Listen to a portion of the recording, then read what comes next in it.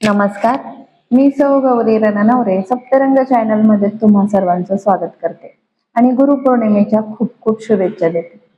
येत्या बुधवारी म्हणजेच 29 जुलैला गुरुपौर्णिमा आहे, म्हणजे व्यास पौर्णिमा.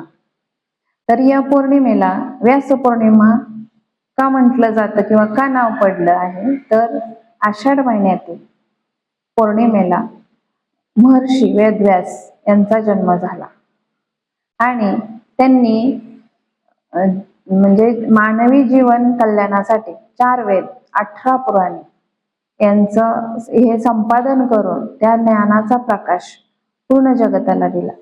मानवी जीवनाला त्याचा खूप फायदा झाला, म्हणून त्यांच्यावरनं या पौर्णिमेला व्यास पौर्णिमा असे नाव पडले. तर या पौर्णिमेला गुरूंच्या सेवेला खूप महत्त्व दिलेलं आहे.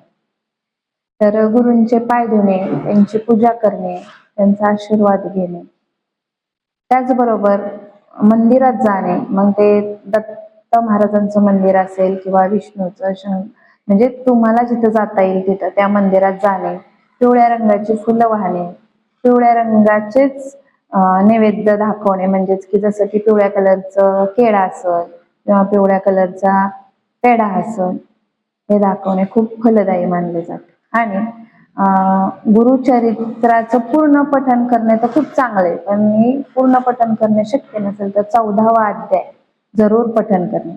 पठण करणं जमलं नाही तर श्रवण करणे म्हणजेच ऐकणे, हे सुद्धा फलदायी मानले. आणि पिवळ्या वस्त्राचं दान करणे. म्हणून काय ह्या गोष्टी केल्यामुळे तुमच्या जे तुम्ही कष्ट करता जीवनात किंवा कोण अभ्यास करतं तर ह्याला गुरूंचं पाठबळ मिळणार आहे.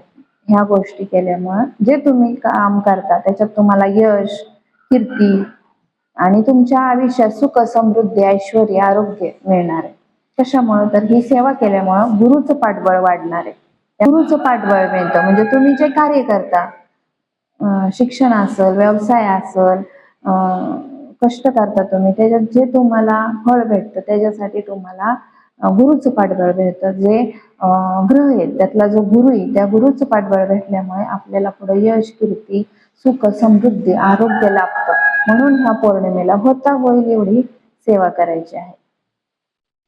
आणि आपल्या घरातील मोठे ज्या व्यक्ती त्यांनाही नमस्कार करायचा आहे, त्यांचे आशीर्वाद घ्यायचे आणि शक्यतो आपल्या वाणीतून, मुखातून असं वाईट कुठलंही शब्द बोलायचे नाहीत, चांगलेच बोलायचे आणि उत्तम कर्म करायचे.